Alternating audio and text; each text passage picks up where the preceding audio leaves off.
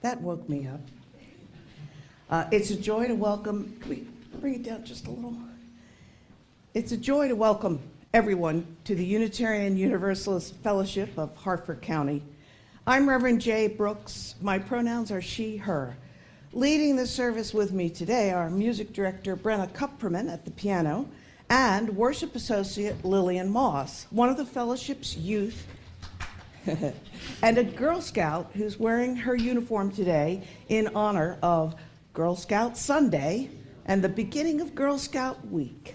Welcome, Lillian. Thank you. My pronouns are she, her. This building where we gather today is situated on the native lands of the Susquehannock people. As a community, we hope to promote greater understanding of Indigenous peoples' concerns and rights. Whatever the faiths you have known, if any, you are welcome here. Whatever your race or where you were born, whatever your gender, you are welcome here. Whoever you are and whomever you love, you are welcome here. Unitarian Universalism is a religious tradition that values diversity and embraces the wisdom of all faiths. We use science and reason and the gifts of the Spirit to explore life's mystery and meaning. We gather in community to restore the balance of our spirits, to celebrate the joys of life and find the strength to meet our sorrows. And in the earliest meaning of the word worship, to consider ideas that are worthy of our time and attention. In this tradition, we know that people need not think alike to love alike. During the month of March, our learning and worship theme is trust. Our Unitarian Universalist values place love at the center of all we do. These values embody the concept of Ubuntu, which is a Zulu word that Anglican Archbishop Desmond Tutu used to describe the way that our humanity is expressed in our relationships with one another. In Unitarian Universalist terms, interdependence born of trust. Today, in this Commitment Sunday, we consider how trust arises from acts of love and grace to create the home we make. And I do want to thank our youth for making this beautiful banner illustrating the home we make, our stewardship theme this year. Now may the sound of the bell and the music of the prelude center us as we enter into a time of worship.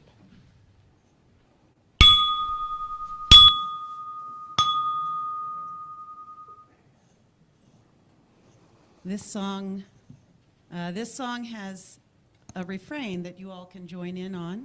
It's just 2 lines. I'll sing a line, and the second line is, "Where are we bound?" And then I sing a line, and the second line you say is, "Here is my home." So once you hear it, I think you'll be able to pick it up, and please do join in if you'd like. Good friends from whom we soon may part, where are we bound? Your hands and voices lift my heart. Here is my home. Come darkness, come light. Where are we bound? Come morning, come night. Here is my home. For those who sing in harmony, where are we bound? Can learn to live in unity. Here is my home. Come darkness, come light. Where are we bound? Come morning, come night. Here is my home. if we can join ourselves in song, where are we bound? Our hearts will live when we are gone. Here is my home. Come darkness, come light, where are we bound? Come morning, come night, here is my home. The spirit that finds music here, where are we bound? Will live forever in the air. Here is my home. Come darkness, come light, where are we bound? Come morning, come night, here is my home. Come darkness, come light, where are we bound? Come morning, come night, here is my home.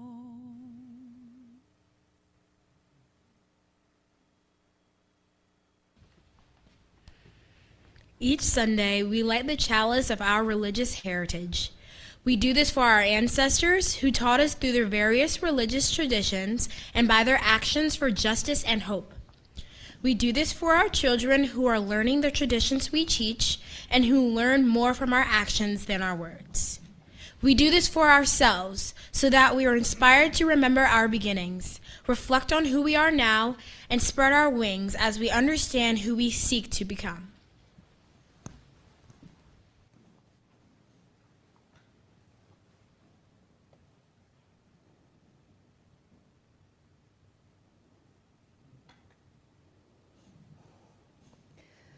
Our call to worship this morning is by Mickey Scottby. It's called Creating Brave Space. Together we will create brave space because there is no such thing as a safe space. We exist in the real world. We all carry scars and have all caused wounds. In this space, we seek to turn down the volume of the outside world. We amplify voices that fight to be heard elsewhere. We call each other to more truth and more love. We have the right to start somewhere and continue to grow. We have the responsibility to examine what we think we know. We will not be perfect. This space will not be perfect. It will not always be what we wish it to be, but it will be our brave space together, and we will work on it side by side. Now please rise or remain seated as is comfortable for you as we sing in the gray hymnal, number 360, Here We Have Gathered.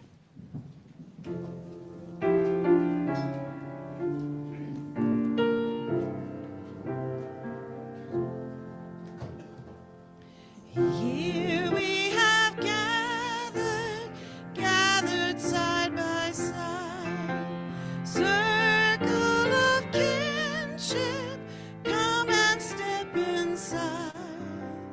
May all who seek here find a kindly word.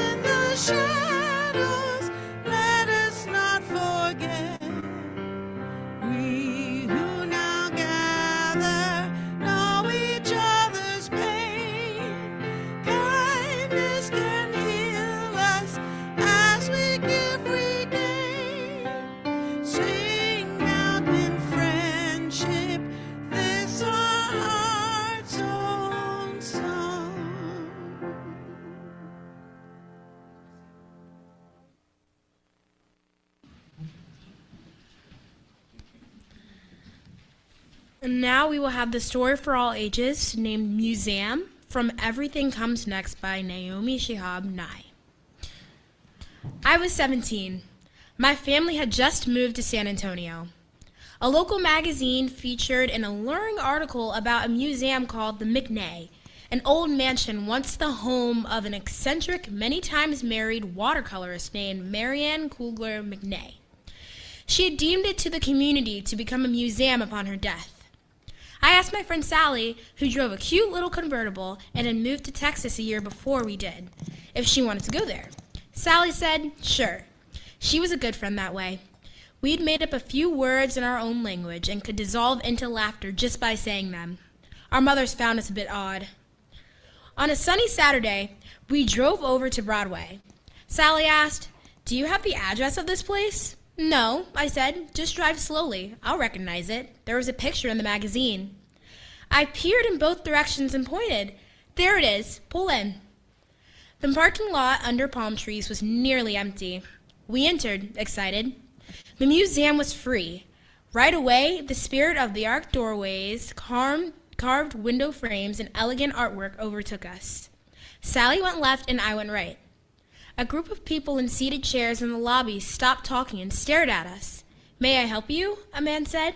No, I said. We're fine. I didn't like to talk to people in museums. Tours and docents got on my nerves. What if they talked a long time about a painting you weren't interested in? I took a few deep breaths, moved on to another painting. Fireworks over a patio in Mexico, maybe. There weren't very good tags in this museum. In fact, there weren't any.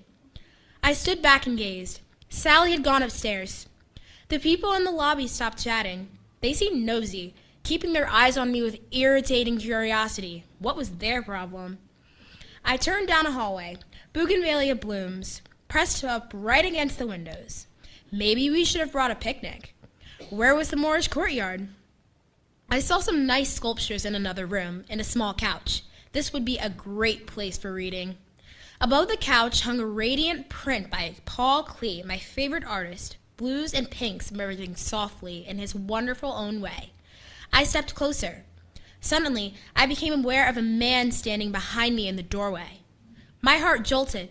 I raced past him to the bottom of the staircase and called out, Sally, come down immediately! Urgent! I remember being tempted to shout something in our private language, but we didn't have a word for this.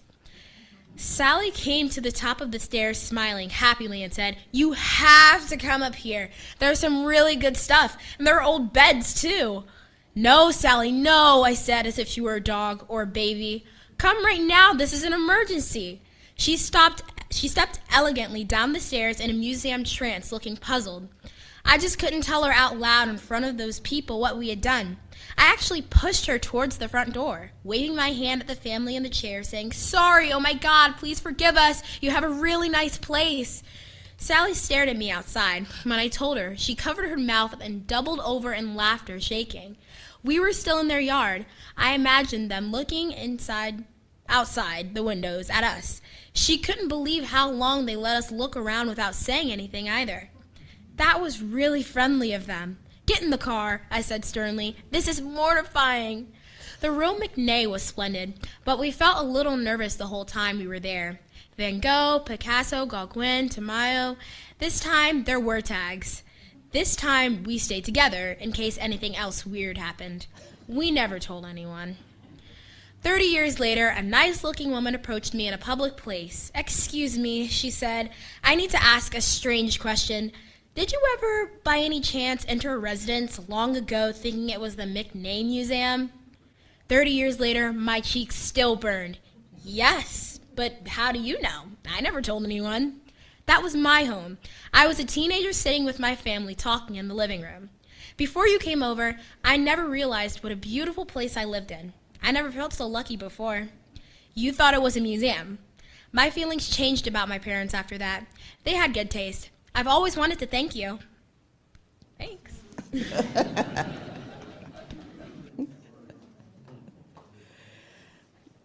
With love at the center, we care for one another and extend that care into the wider community through actions for equity and justice, which, no matter how small, work toward the transformation of our world.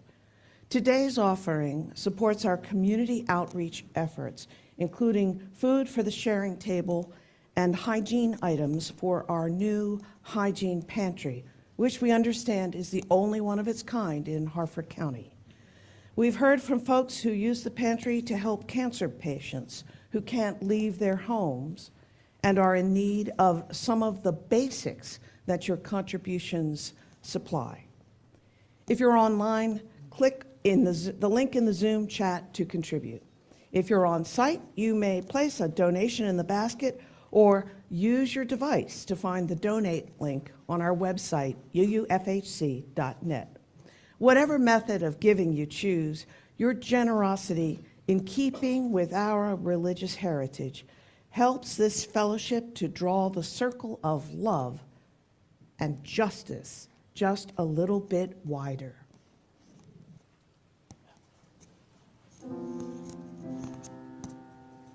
The baskets.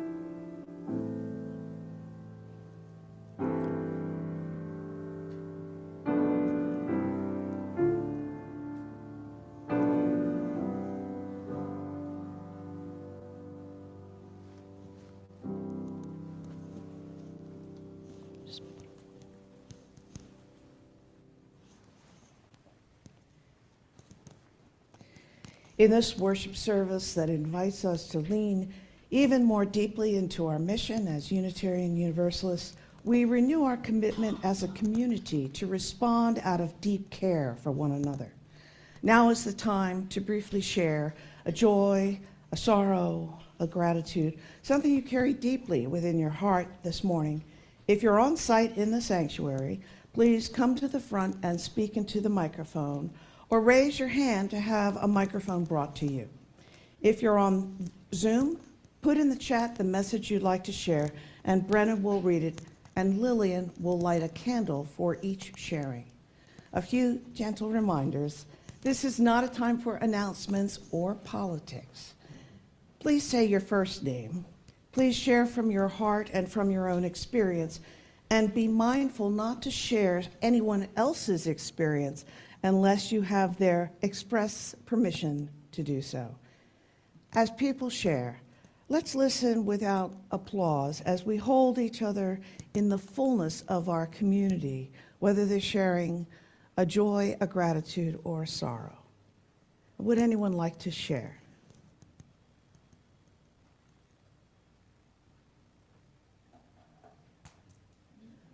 Donna, would you share a few thoughts?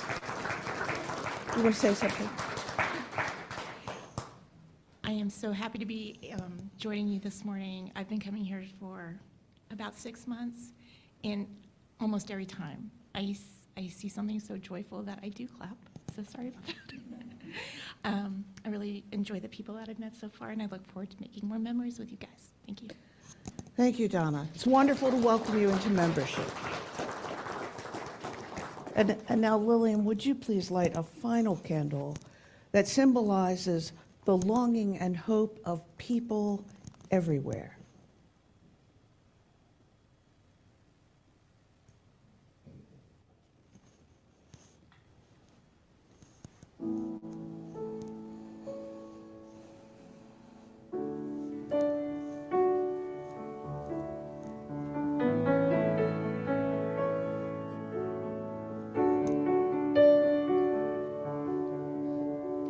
On the corner, there's this nice man. His name is Mark. He's always smiling.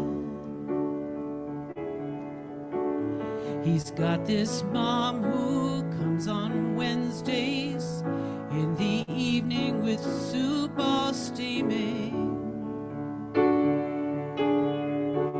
He shares his house with his friend Martin.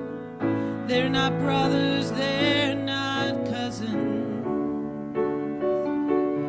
My little girl wonders all about these men.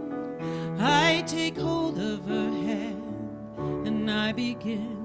Home is where the heart is, no matter how the heart lives. Inside your heart where love is, that's where you've got to make yourself at home. Across the yard live Deb and Tricia with the tools and ladders and their room addition. My kid yells over, are you having a baby? They wink and smile, say someday maybe. But through their doors go kids and mommies. Funny how you don't see daddies going. My little girl wonders about this house with no man. I take hold of her hand and begin. Home is where the heart is, no matter how the heart lives. Inside your heart where love is, that's where you got to make yourself at home. Round the corner, here comes Martin. He's alone now, he tries smiling. He roams around his well-stocked kitchen, knows that fate will soon be coming. My little girl wonders, where will he live? I take hold of her hand and begin. Home is where the heart is, no matter how the heart lives. Inside your heart where love is, that's where you've got to make yourself at home. Martin sits and waits with his windows open. His house is empty, his heart is broken. We bring him toys and watercolors. He loves to hear my baby's stories. She's the gift that I share. She's his companion. She's a string on the kite. She guides him into the wind. My little girl wonders who will care for him. We take hold of his hands and begin. Home is where the heart is, no matter how the heart lives. Inside your heart where love is, that's where you've got to make yourself at home.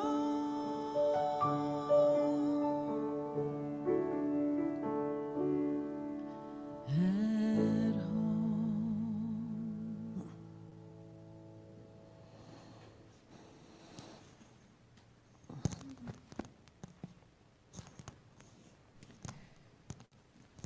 In a moment, Lillian will read a poem by Martha Shen, a Unitarian Universalist from Des Moines, Iowa.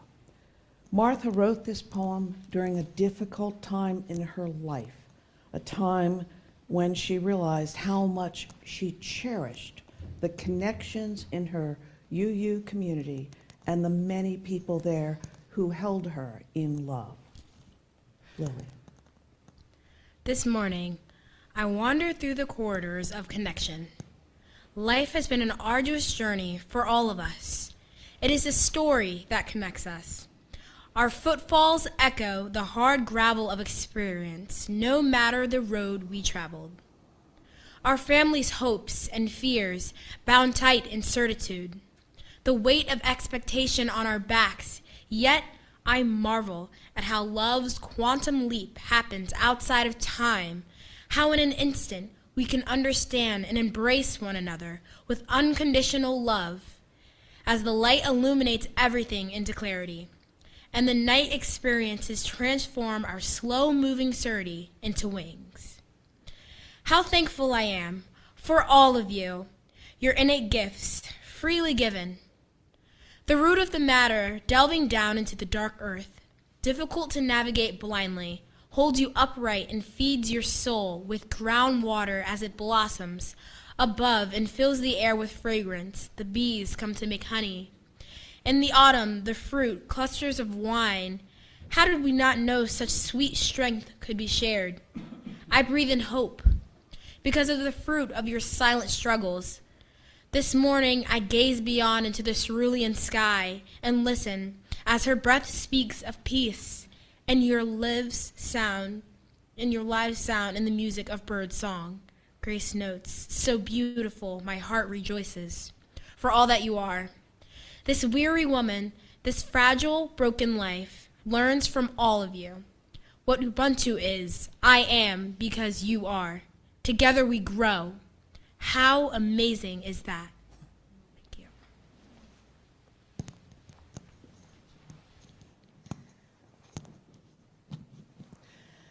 Today is Commitment Sunday, the day that the Stewardship Committee devoutly hopes all the written financial commitments for the next congregational year will be done and dusted. I'm told that an astonishing number of you have already submitted a pledge, and that even before today, we were at 36% of our goal. In a few minutes, we'll have a ritual of commitment in which you will each place a folded piece of yellow paper into the really large basket. On that paper, you'll have a chance to say that you've already pledged, that you're now making a financial commitment, or that you'd appreciate it if someone would be in touch. And Wolf and Mike are going to be handing out these forms so that you can look at them even as I speak. I hope you won't find it too distracting.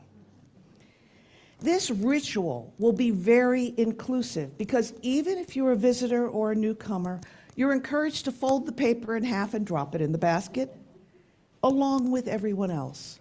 You can write a note or a prayer request or absolutely nothing.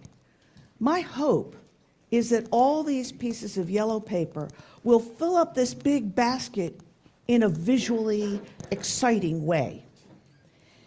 And as part of the ritual, everyone will take one of the colorful stones that's in the small basket. The stone is a symbol. It is first a symbol of the diversity of religious belief and thought present in this fellowship. Each stone is unique. It's unique in color and shape and weight, and even in the way it feels in the hand. So pick one that calls to you. The stone is also a symbol of the equity that's one of our 7 Unitarian Universalist values. It has weight. Like each individual human being, it doesn't have exactly the same characteristics as the stone next to it. These differences must be respected. Sometimes that means we need to make adjustments to accommodate the differences. And always, each of us can learn from the ways that these differences shape each person's perspective. And the choosing of a stone is also symbolic of inclusion. You don't have to be a member to choose a stone. You can choose a stone even if you never expect to visit again. Whether you're here for this moment or for the long haul, that stone is a reminder. It's a reminder that there is a place in the world where everyone matters. A place where people who believe in diversity, equity, and inclusion gather.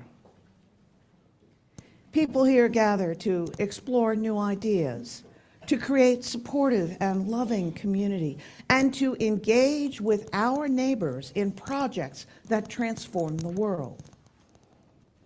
Now, what I've just said is probably more or less what the Stewardship Committee is hoping to hear. But I need to say something else, something those good and devoted people may not expect. I want to tell the truth about this fellowship.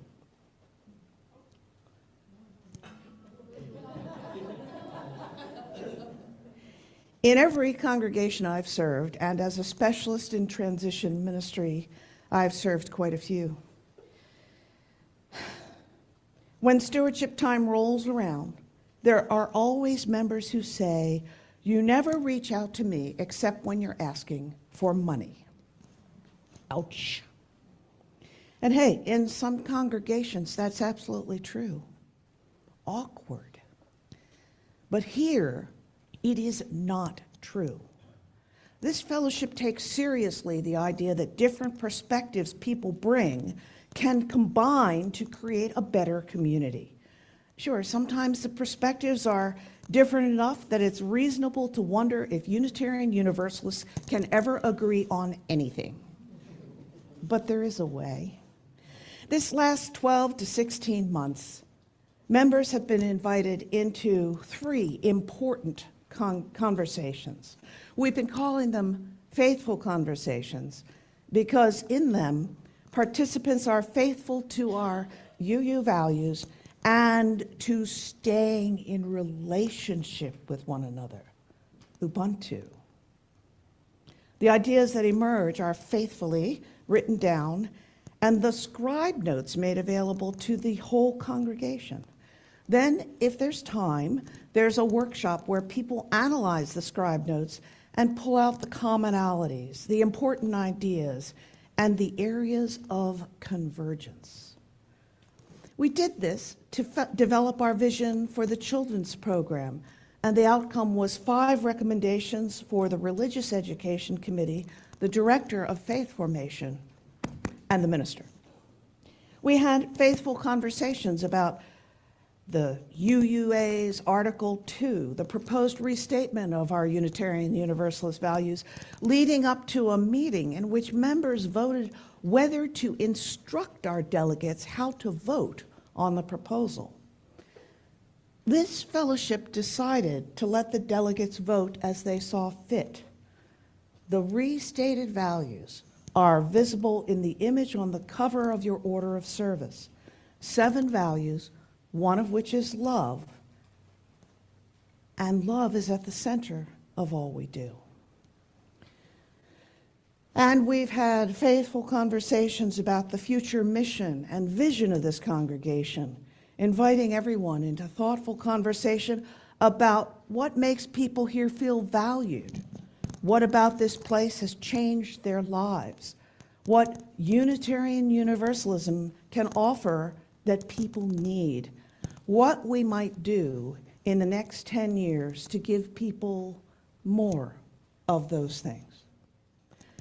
Yesterday, there was a workshop to analyze the scribe notes from those mission and vision faithful conversations. It was my honor to be present.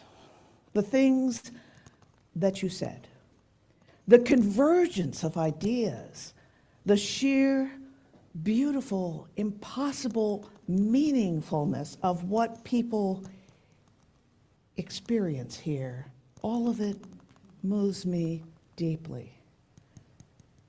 And I've come to know you. It's not just, oh, yes, we have these values. Yes, we want to live these values. It's not lip service. It's real life One of the reasons this fellowship's aspirations feel real to me is that there is a focus on relationships, creating, maintaining, nourishing positive relationships with people within this community and people in the wider community. As Archbishop Tutu said, Ubuntu, the relations people have define who they are. I'm going to share some of the ideas that came out of the mission and vision conversations. And as I do, consider how rooted these ideas are in relationship. In answer to the question, how has this community changed your life? People said the fellowship led me to personal and spiritual growth, helped me to live my values and share them within my family, helped me make unique and valued friendships. And when asked about the key things we should do in the next 10 years, people said, engage in the wider community by living our values out loud. Strengthen our ability constructively to identify, handle, and resolve conflicts and differences of opinion. Be still my heart. Develop our religious education, faith formation programs for children and adults. And I really love this one. Every member needs to feel empowered and responsible to share the love of this beloved community. Here's the thing about this fellowship. The mission and vision ideas from the faithful conversations are not intangible, indefinite aspirations for somebody somewhere to do in the future. They are already happening in this congregation today. What the process identified is some of the actions that are already present and that people here think can be developed and strengthened and shared. The fellowship's ethics, the values, are baked into the process. This is Commitment Sunday, when the Stewardship Committee hopes everyone will turn in a financial commitment so that the board can build a budget for the coming year. But stewardship season is not the only time this fellowship has reached out to its members, because this fellowship is its members. The practice of inclusion, conversation, and sharing of diverse perspectives is central to this living, breathing fellowship. Look again at the image on your order of service. The values on the outside: justice, equity, transformation, pluralism, interdependence, generosity, and love at the center. To people here, and I say this as someone who has experienced you since the fall of 2023, to people here, those are not just words. They are a roadmap for how to be in relationship with each other and with the wider world. In the story that Lillian read, the story by Naomi Shihab Nye, the two teenage girls accidentally walked into someone's home thinking it was a museum. They liked what they found, and incredibly, the people whose home was unexpectedly invaded by teenagers treated the girls respectfully, kindly, and with the sort of welcome that really was far beyond what anyone would expect. That's the kind of home we make here. The one difference is that this home intentionally welcomes people, hoping they will like what they find. And this home we make is constantly, intentionally remaking itself, incorporating new ideas and perspectives, responding to previously unseen needs, transforming itself and the people in it as those people seek to transform the world. It takes trust and courage and faith, and always, always with love at the center. So now I invite you to write whatever you want on that yellow piece of paper, fold it in half, and come forward in this ritual of commitment. Pick up a stone after you've dropped your paper.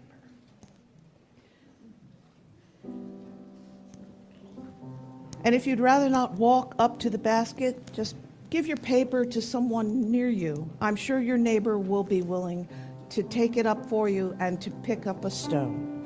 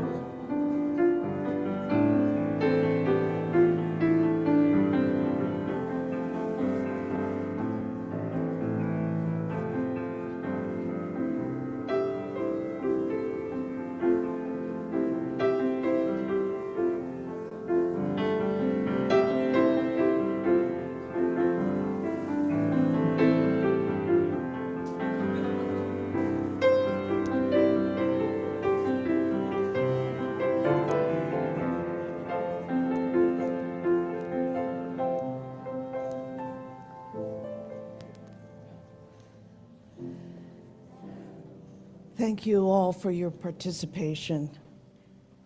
I want to read now a poem by Steve Abbott, a Unitarian Universalist from Columbus, Ohio. It's called How We Sing, and I think it applies here. When we were born, our mothers heard it. Like an old story, the lyric is repeated, the line folding back on itself, elusive as an echo, every time we love.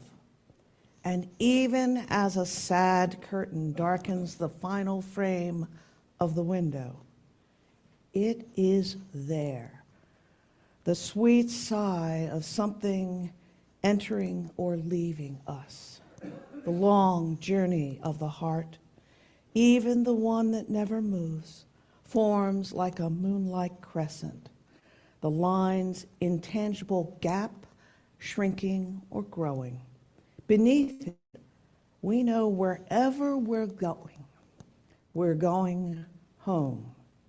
There's a place where we wish, without believing, this piece of sky would reflect a part of us. How we sing when someone touches that part. You touch me like the way an autumn leaf sets the sky on fire. Thank you. And now please rise or remain seated as is comfortable for you as we sing the hymn Acts of Grace. This is to the tune of Amazing Grace, number 205 in your gray hymnal, and has new lyrics for verses 1 to 3 and the original lyrics for verse 4. The new lyrics are on the screen.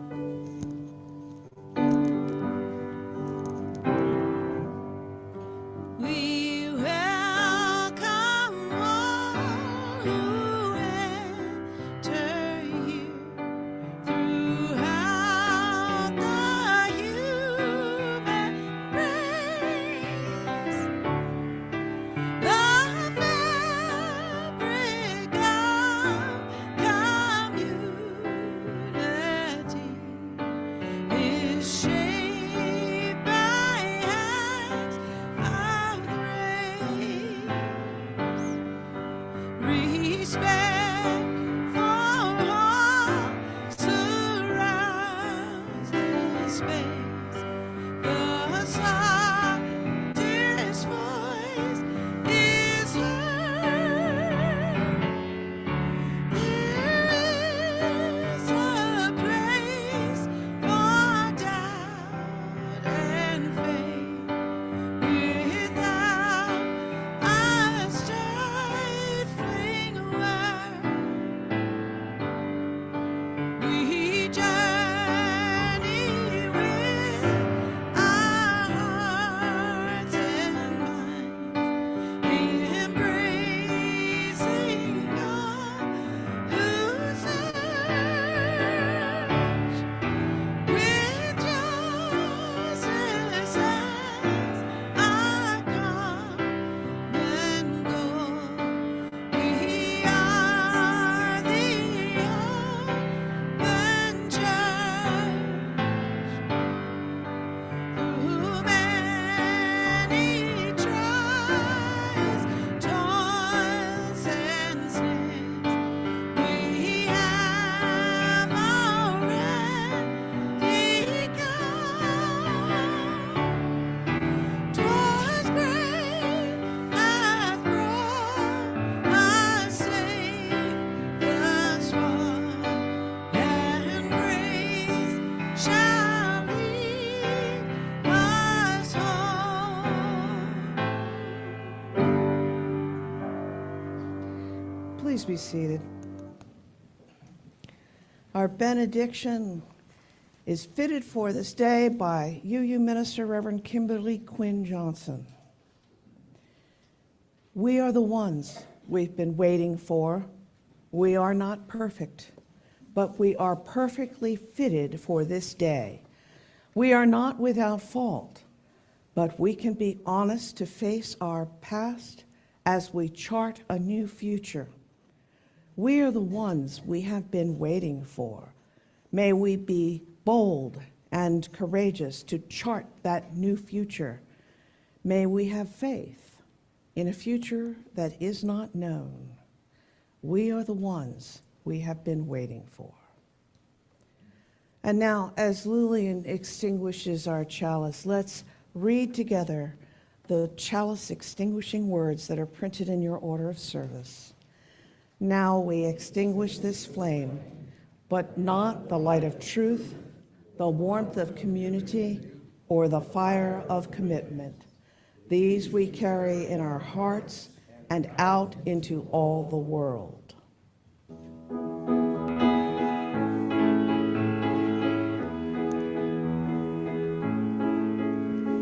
Hold on to me as we go, as we roll down this unfamiliar road. And though this wave is stringing us along, just know you're not alone, 'cause I'm gonna make this place your home.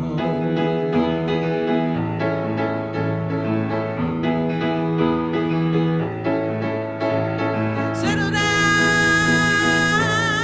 it'll all be clear. Don't pay no mind to the demons that fill you with fear. Trouble, it might drag you down. If you get lost, you can always be found. Just know you're not alone, 'cause we're gonna make this place your home.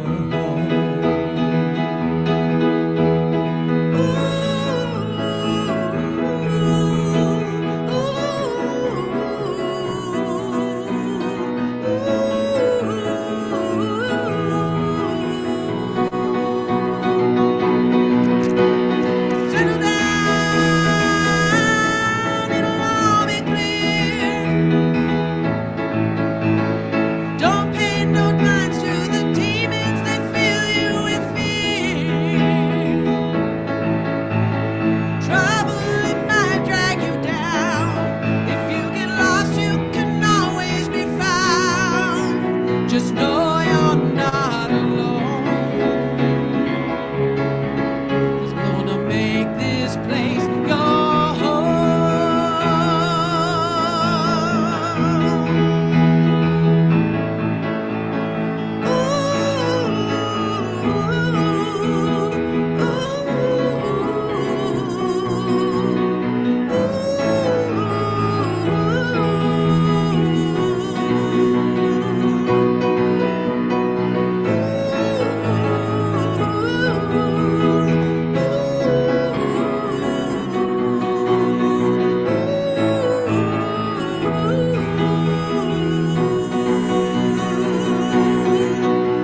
Just know you're not alone, 'cause I'm gonna make this place your home.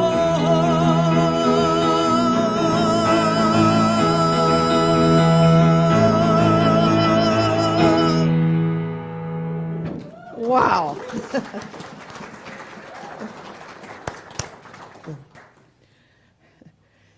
We have a potluck lunch now, so please stay, everyone, to eat and join in conversation. It doesn't matter if you brought something or not, because there's always enough to go around.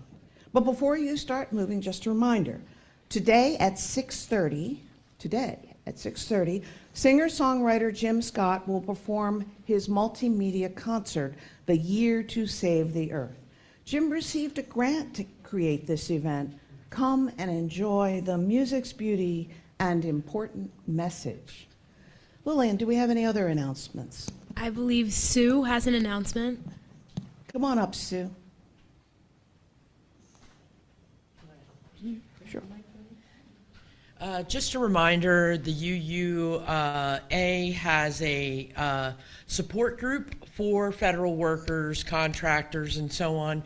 There is a Zoom meeting tomorrow at 6:30. Please contact me directly. We're not trying to blast that out so that other people can see it. So let me know, and I will pass that link on to you. So thank you. Thank you, Sue, and thank you for assisting with that support group. Lillian, do we have any other announcements? No? I don't believe so. Everyone, enjoy the food and fellowship.